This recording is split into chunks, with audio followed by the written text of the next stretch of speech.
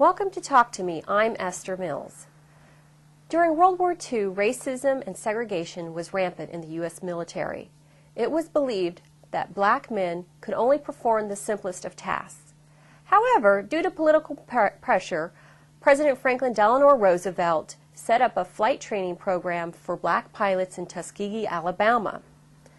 Under the remarkable leadership of Lieutenant Colonel Benjamin Davis, as well as intense training, skill, and courage of the night fighters, not one aircraft bomber was lost during hundreds of missions to Italy and to North Africa and Germany.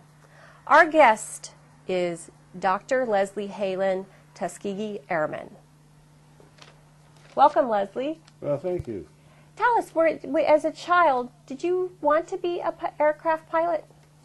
Well, it just so happened that they had a little airport in West Trenton, where the golf course is now, and there was another one on 130. And I used to ride my daddy's car, a little old 32 Studebaker in those days when he made house calls. They'd stop by the airports occasionally, I could watch the planes.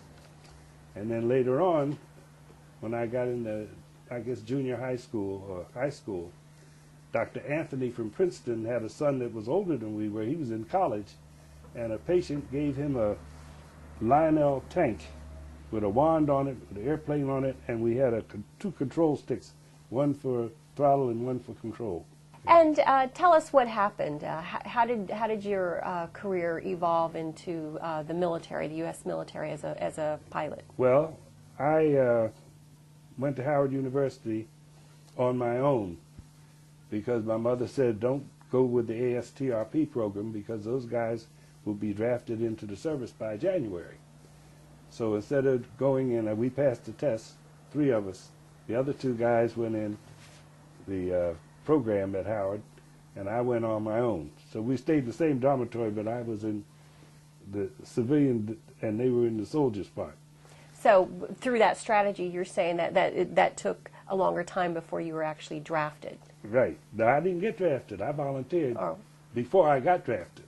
See, I knew. Was there a strategy or a reason for that? Yeah, there was a lady at the courthouse that was a friend of my mother's, Mrs. Treesh, and I asked her, she worked for the draft board, so I said, would you send me a card a month before my number comes up?